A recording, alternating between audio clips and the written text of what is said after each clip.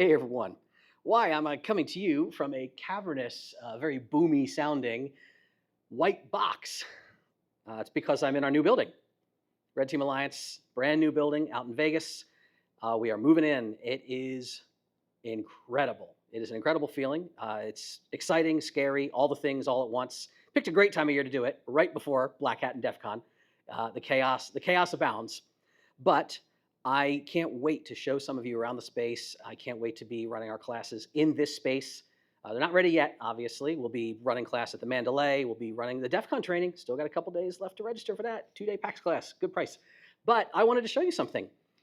It is fire suppression, which of course by code, modern buildings all have. This is your standard burst bulb style Grinnell sprinkler head. If you've watched my fire suppression talk, you know about those. But I got a quiz for you, and I'm going to give you the answer tomorrow.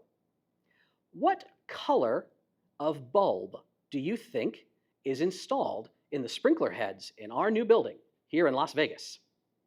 React down in the comments. Give me a heart emoji in the color that you think the bulb is. And if you want, a little explanation as to why you chose that. Tomorrow, you'll get your answer.